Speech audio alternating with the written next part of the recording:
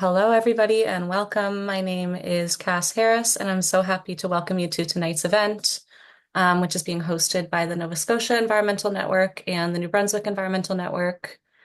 So before I get going, I do just want to mention that the first part of the event is being recorded along with the guest speaker presentation. So if you're uncomfortable with that, feel free to turn off your camera for that portion, and the networking portion will not be recorded.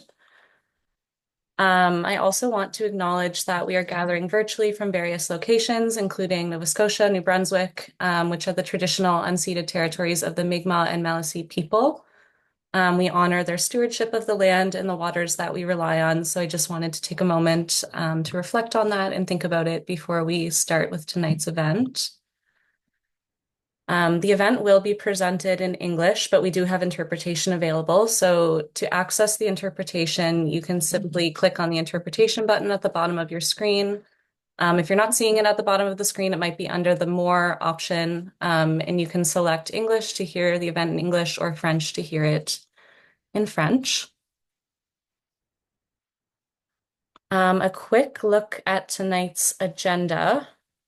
So right now you can see that we're in the welcome introduction phase. At 7:15, we'll hear from our guest speaker, Sara McQuaid, which we're really excited for to hear a presentation from Threading Change. At 7:35, we'll begin our speed networking session, which will give you a chance to meet and chat with some fellow participants, and we'll give a more detailed explanation of the networking session and how that's going to work a little bit later.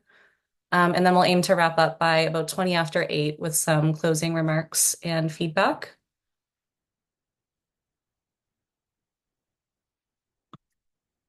So before we get started, I do just want to talk a little bit about NSEN, and we'll talk a little bit about NBEN as well. So the Nova Scotia Environmental Network is a nonprofit organization that unites over 45 different environmental groups who are dedicated to conserving Nova Scotia's natural environment and building a sustainable future. So the organization has been around since 1991, and since then, NSEN has strengthened and promoted its members' efforts by fostering collaboration among organizations, the public, and government. So from a youth perspective, NSEN offers many different ways to get involved in the environmental movement in Nova Scotia. And some of these ways to get involved include collaborating through our provincial environmental caucuses for collective action. We have caucuses on environmental education, biodiversity, and water. Staying connected with NSEN also allows you to discover green job and volunteer opportunities through our job board and volunteer hub, which are accessible through our website. And we can also connect you with different impactful nonprofits across the province. So if you're passionate about making a difference, we'd love to hear from you, and identify some opportunities that we can work together. So if you are interested in getting involved, you can reach out to us at info@nsenvironmentalnetwork.com.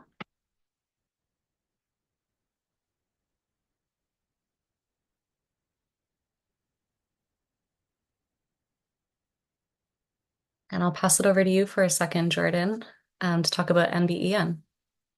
Yeah, hi everyone. My name is Jordan Kilgore, and I'm the Youth Programs Coordinator at the NBEN. A little bit about the NBEN. So NBEN stands for the New Brunswick Environmental Network, established in 1991, similar to the NSN, which is interesting. It started in the same year. We're a communication network that links together over 100 nonprofit or environmental organizations. The role of the NBEN is to improve communication and cooperation among environmental groups and between these groups, as well as between the government and other sectors. The Youth Environmental Action Network is a collaborative program of the NBEN that supports the involvement of New Brunswick youth in the province's environmental movement in many different ways. The first way is through our steering committee that meets once a month to connect, network, and form teams to put environmental projects into action and provide ideas and feedback on the events that we run for youth, which leads into the second thing that we do, which is post local events, workshops, and conferences for youth. You can follow us on our social media pages or subscribe to our newsletter to hear about those. which kind of bleeds well into talking about our social media platforms. We're on Instagram, and I'm always sharing opportunities and things that are kind of going on that you can get involved in through those platforms. We also have a Padlet board that has even more job opportunities, funding opportunities, volunteer opportunities, events, and learning materials and resources that are helpful if you are looking to get involved in any way. So feel free to check out the social media pages that I've kind of listed on the bottom of the slide there, or if you are interested in getting involved or connected with an environmental nonprofit in your area, also please reach out. We're happy to help you get connected. Yeah, thank you. That's all I have to say. Thanks, Jordan. Yeah, so now I am thrilled to introduce our guest speaker for tonight, Sara McQuaid. Sara is a writer, activist, and teacher currently based in Montreal, Quebec. She holds an honors bachelor's degree in history from Trent University and a master's degree in history from KU Leuven. Sara has had the privilege of working and teaching in countries like Finland, South Korea, Vietnam, and Belgium, which has fueled her passion for international cooperation and development. Sara's love for fashion and commitment to addressing contemporary challenges has led her into the sustainable fashion industry. So Sara is now focused on helping to transform the future of fashion into one that is fossil-free and equitable. So please join me in welcoming Sara McQuaid. Thank you so much for the great introduction. Hello, everyone. It's a pleasure to see you all, to see so many amazing faces here with us tonight. Just let me know whenever we're ready for the presentation and we will get started. We have so many exciting things to share with you today.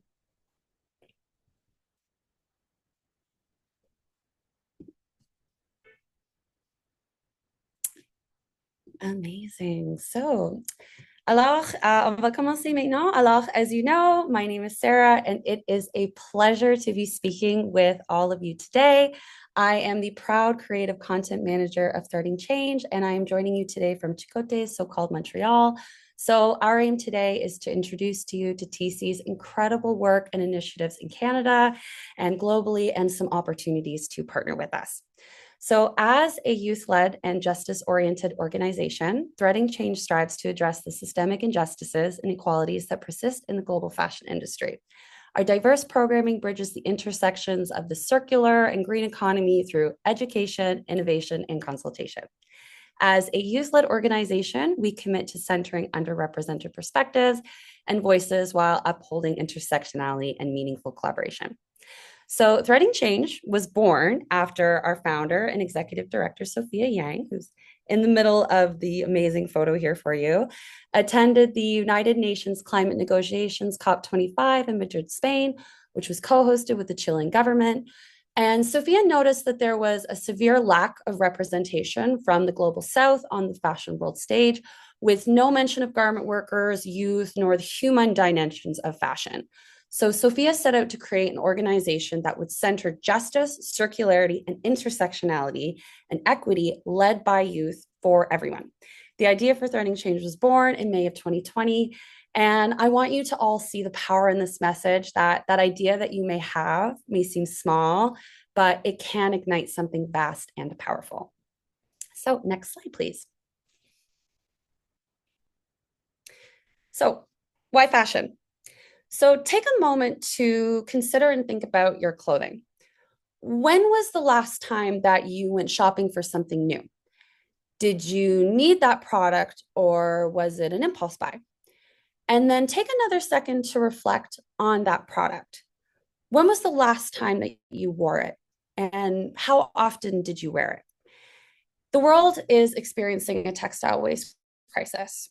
In the 1950s and 60s, fashion houses would produce collections of products based on the four seasons. Between 2000 and 2011, European companies began to produce 24 collections per year, capitalizing on the expansion of the middle class and that increase in disposable income. By 2024, ultra-fast fashion companies produce between 2,000 and 10,000 new low-cost items on their websites daily. So think about that question that I asked at the beginning. A shirt is worn an average of 7 to 10 times before being thrown away and not donated or reused. I mean, tossed in the garbage.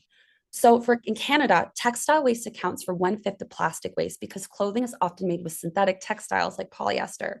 In 2020, Canadians purchased 290 kilotons of synthetic textile clothing. And in that same year, we threw away 280 kilotons of textile waste.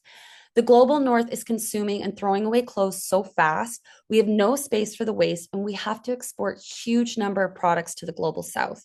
This is even more upsetting when you consider that these conditions these workers must endure to make these clothes, where they are underpaid, they're overworked, and they have to work in unsafe working conditions.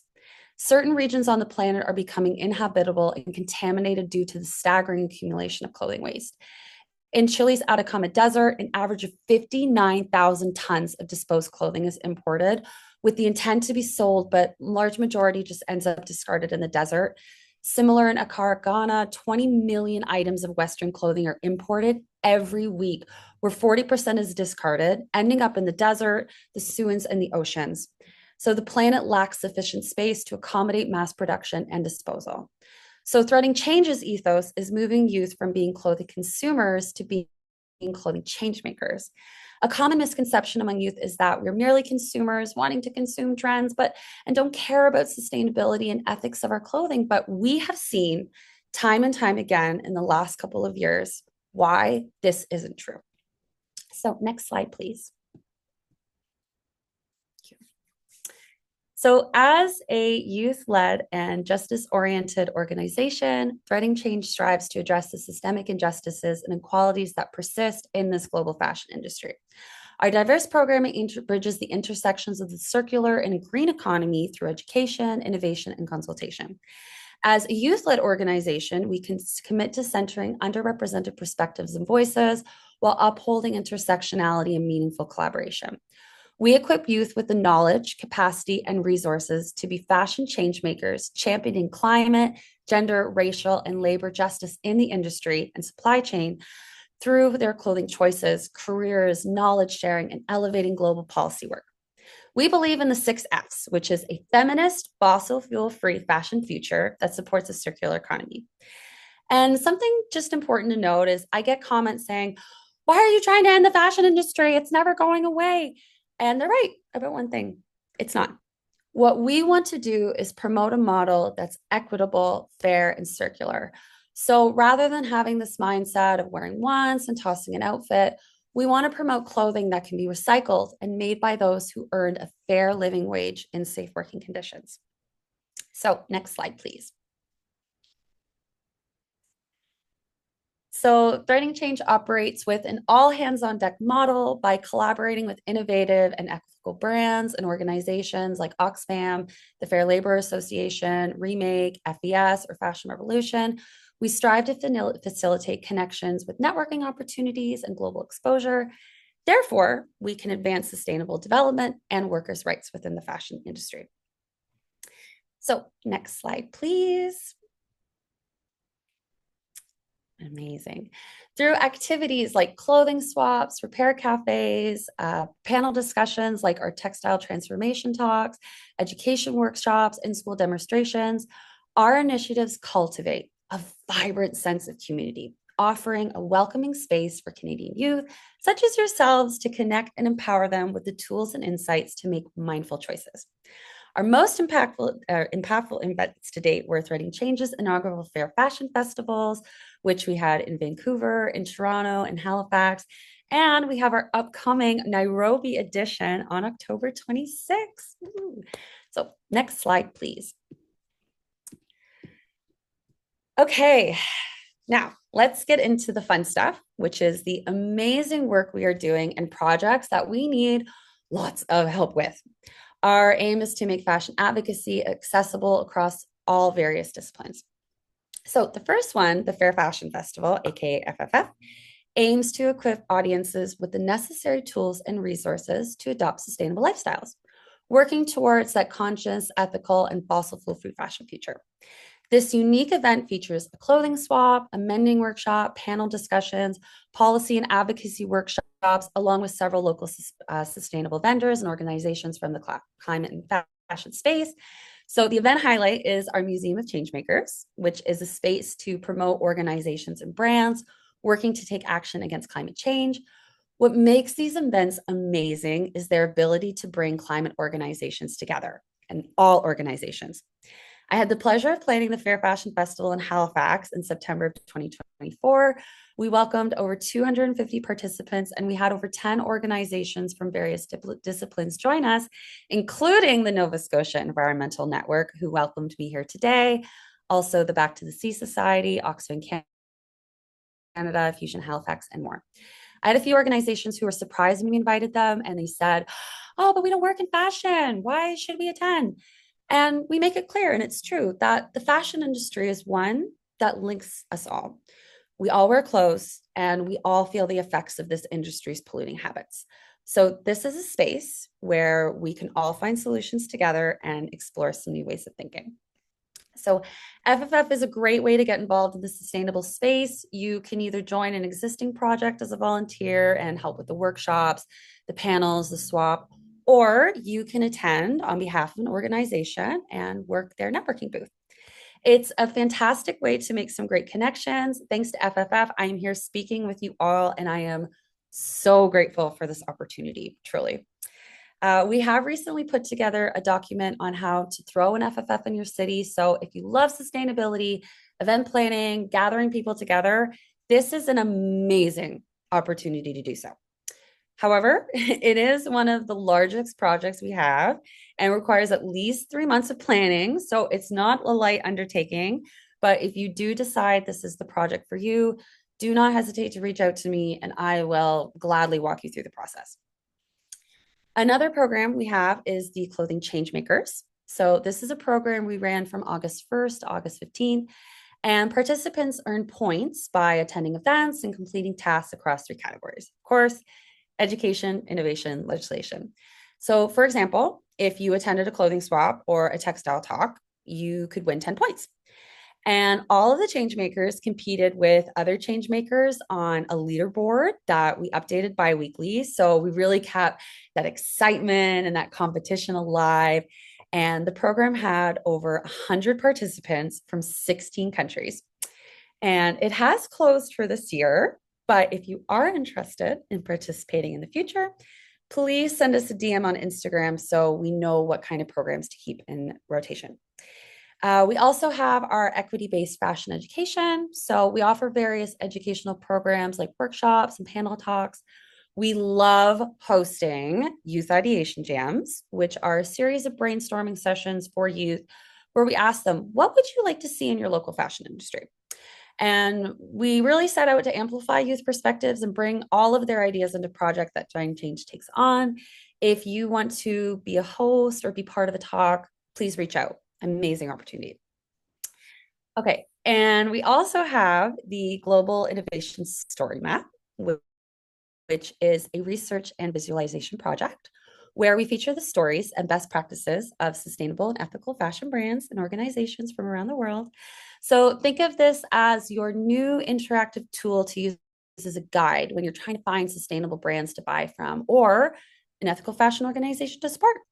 Through the gathering of stories and best practices, we're cultivating an international network of practitioners, consumers, fashion brands, fashion organizations, and all other industry professionals who live and breathe Threading Change's 6 Fs for that feminist fossil fuel-free fashion future, who are trying to work to advance circularity, transparency, authenticity, vulnerability within the fashion industry through art, digital media, storytelling, and most importantly, collaboration.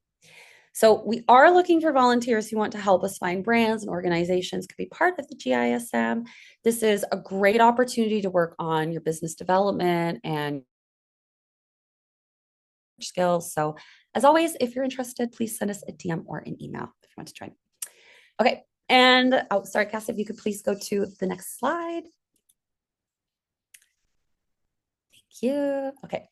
All right. So our final initiative, but the one that I am the most proud of and excited to present, is our SDG Fashion Policy Program. So I'm going to walk you through the slides here because it's a huge opportunity for those who can join. So what is the SDG program? The plan is to develop and support the implementation of fashion policy, which can include engaging local youth in policy advocacy or conducting research and building fashion policy capacity within the region. You will be choosing one of the United Nations 17 Sustainable Development Goals related to fashion and developing a project that provides a solution. So, for example, SDG 6, Goal 6 is clean water and sanitation.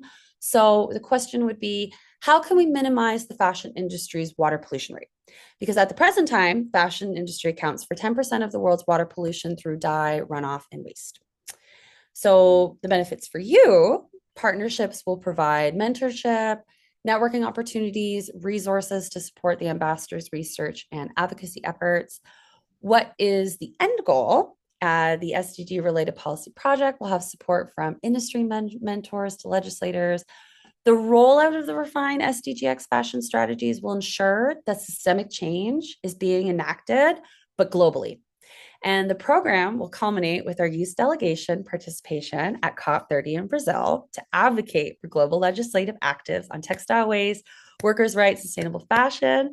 So in short, we want to send you to Brazil to present your ideas on how to enact real change across the world. So how to get involved? The launch of the program will be in January of 2025 and will take place virtually. The youth ambassadors will be the thought leaders throughout the whole program. So for now, please sign up to the Threading Change newsletter to receive the application date and just start to dream up your project and what change that you would like to see in the world. And oh, it's so hard to choose. So hard to choose. Okay, next slide, please, Cass. Okay, so ta-da! My notes tell me to wave my hands excitedly in a welcoming fashion. So here you go. Yes. It has been a pleasure speaking to all of you, and I can't wait to see what ideas have sparked up in your brilliant minds after this discussion. So does anybody have any questions for me?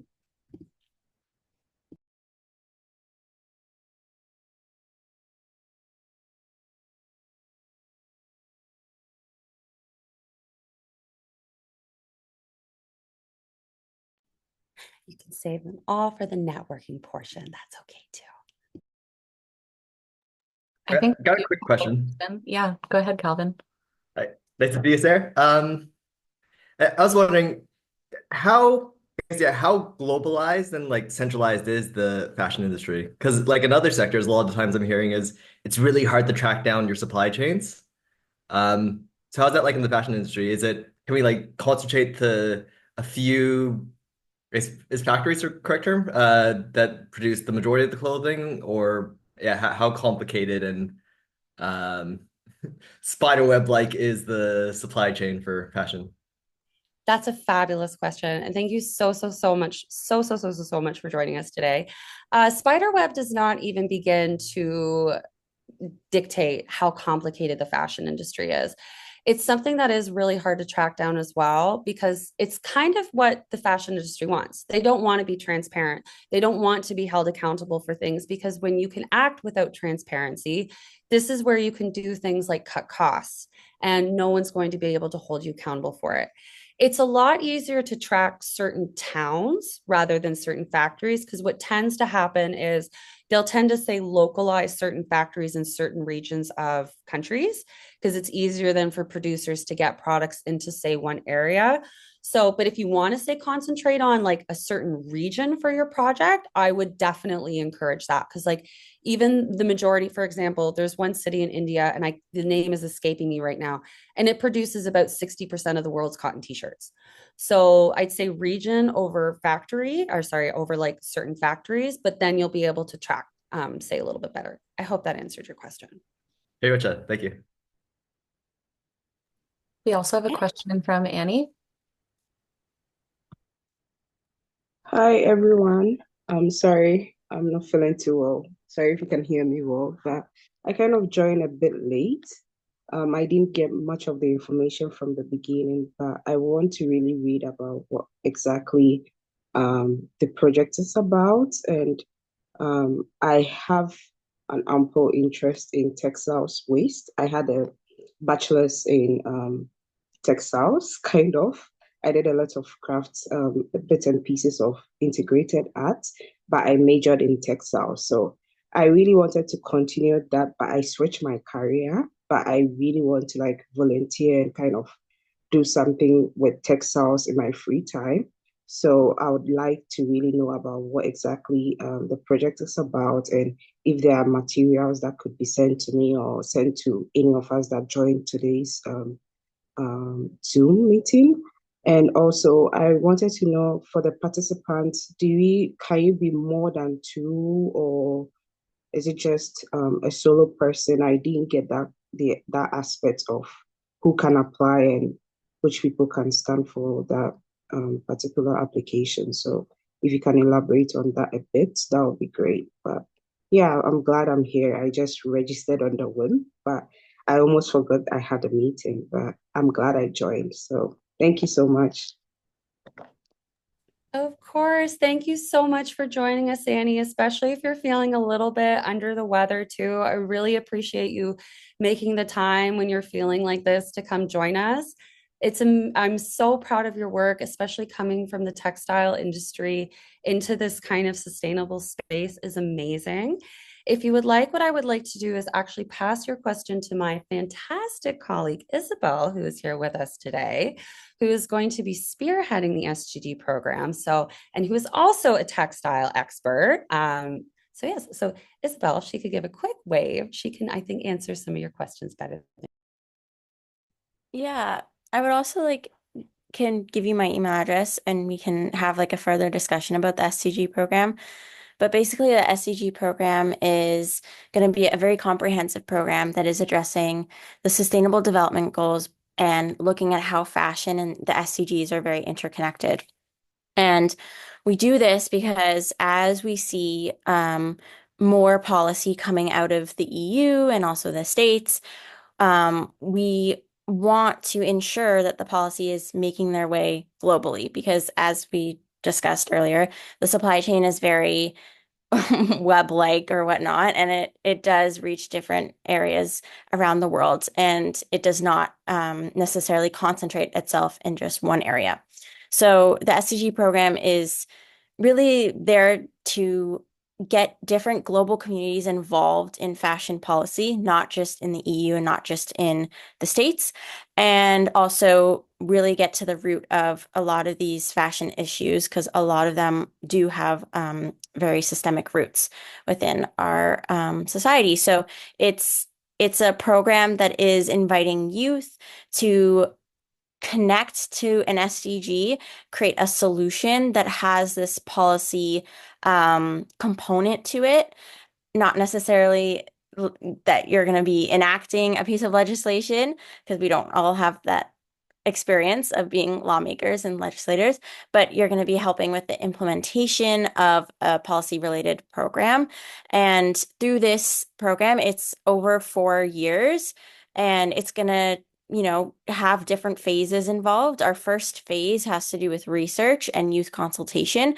And so this is why we invite different youth globally to be a part of the consultation and to hear from other youth and also within other industries of how policy can actually enact change within the industry. But again, the program launches in January, so there's still a lot of development that needs to happen, a lot of fine tuning of how the program will look like globally and with also youth involved and also a key mentorship committee that will also be kind of guiding and being the strategic lead or supporter of the program. And those mentorship organizations will be under the categories of biodiversity, waste, innovation, and then fair wages and fair pay. So yeah, I don't know if that answers like all of your questions or if it gives a little bit more clarity.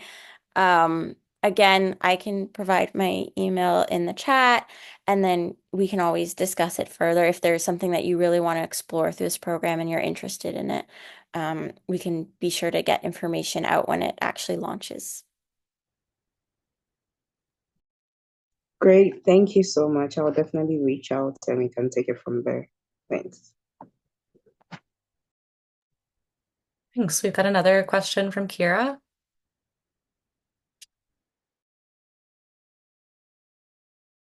And I'm muted as well. There you go. Hello. Thank you so much for sharing more about the great work that you guys are doing. Um, a lot of the other climate kind of work that I see and am involved in, there's often like a vision associated. So this is more of a fun question. What is your vision of what the sustainable and just future of textiles and clothing in the fashion industry, and like what does that look like? Because like in my mind, I'm like, yeah, we're gonna make like super sustainable clothes. But then that means that they're more expensive because the workers were paid fair wages, and then how are people with lower incomes supposed to afford those clothes? And just kind of how do you envision this wonderful future? Thanks. That is such a brilliant question, Kira. Thank you so much. That's something I love to talk about, just sometimes to myself, because not enough people ask me that. So I genuinely really appreciate this opportunity. So for me, it's really similar to what we have already, because we have already so many things in place. But my perfect future would be that I would be able to go to a store, purchase my piece of clothing, but in order to purchase it, you would have to leave something behind first. So when you go into the store, it's the same idea of you take a textile, you leave a textile. That shirt that I'm dropping off will not be going to a landfill. It will not be going to a sewer somewhere.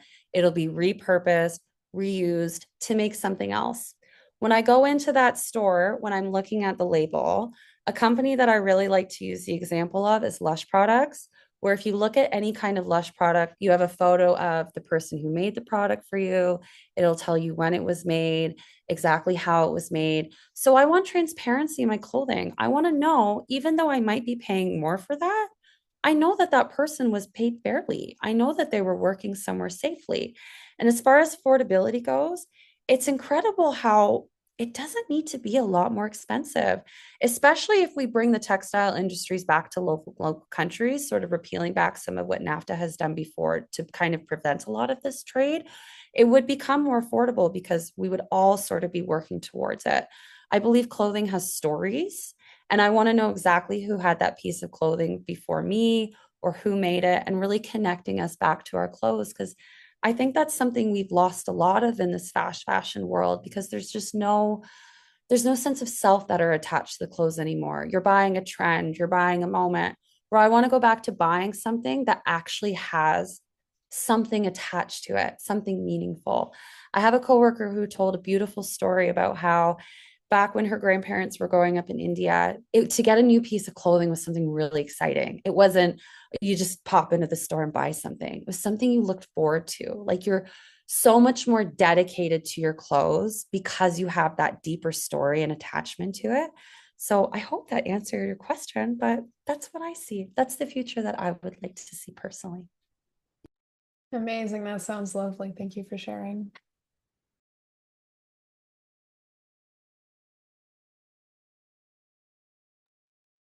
Yeah, next question, Sylvain, go ahead. Thank you so much. My main question is mostly in the beginning when you started this project, in terms of the networking that you did, where would you go to? Was it more the general like environmental networks, like the local environmental networks, or did you also lean more towards the outside stuff like the clothing industry and stuff like that to see like sort of like who would want to work with you or what would be their goals? So just to clarify, Sylvain, great question. Do you mean for like a specific project or just myself when like say I was building up a fair fashion festival? Honestly, I would say both, but just you as well. Of course. So I'll start with FFF because that's just a little bit more my realm. So essentially, I went both. I really just sat down and thought to myself, what do I want this event to look like? I want everybody from the climate space there. Okay. So then, for example, I knew it was going to be in Halifax. I just sat myself down and it took probably about a week to collect all the names. I did something very similar for Quebec because we're building up a huge FFF for Montreal next year. And I was really lucky to have found the Nova Scotia Environment Network first, because really finding somebody, like, I would suggest find for each province their environmental network, because most provinces do have one. And then from there, that's a great way to look at everybody that you're going to want in the space. Speaking with them and saying, hey, this is what we're doing. Do you have any recommendations for anybody else who might want to be a part of this? And most of the time, they're going to say, yes, here's 10 different people that you should talk to because they're going to be relevant to your work and they want to come together. What I really love about sustainability is that it is kind of a smaller space. There's a lot of overlap of everybody kind of knows everybody. So, kind of long story short, find your provincial environmental network and start from there. And then my next question after that was, I went for everything. I looked for consulting firms. We looked for different textile producers. We looked for brands. We looked for designers. We looked for vintage stores.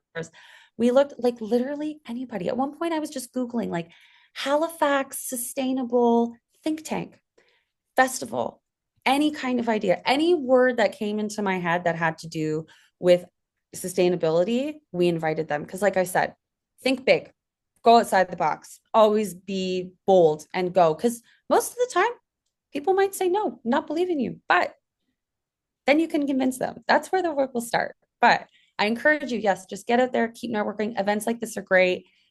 Anyway, I hope that answered your question. Absolutely. Thanks so much.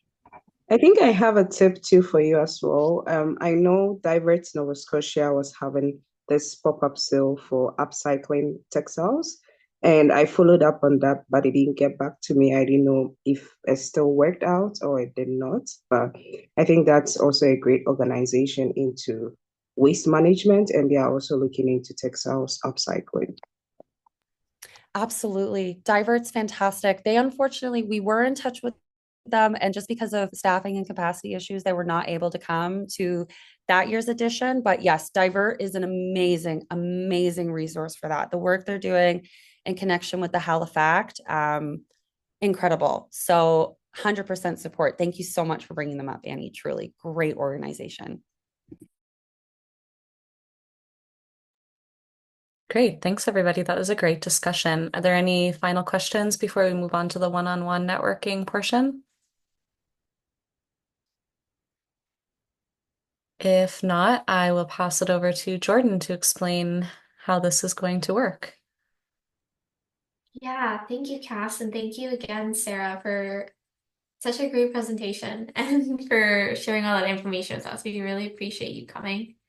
Yeah, so now we're gonna open it up and do a little speed networking session. So everyone is gonna get paired up with one other person and put into a breakout room. And you'll have at least 5 minutes, maybe a little bit longer because yeah, we're a little bit of a smaller group, but that's okay. More time to chat. And yeah, you can talk about whatever you would like. I would suggest maybe starting off by introducing yourself and where you're calling from. And then feel free to ask the other person about what work that they're doing, what are the things that they're passionate about, what kind of organizations are they involved with, what kind of projects or ideas were like inspired by Sarah's presentation, and anything you'd like to talk about, really. We also have a set of conversation prompts that you can use to help guide your conversation as well if you'd like, but feel free to ignore them if they're not helpful for you. And yeah, so we will just throw you into the rooms and move you around after like 5 to 7 minutes, maybe now. We're gonna have to figure out how long they're gonna be. Yeah. Are we good to go with the breakout rooms, Anika? Yeah, perfect. Okay, now you can join a room. I believe all your names have been assigned to a particular room, so you should be able to just join. Have fun.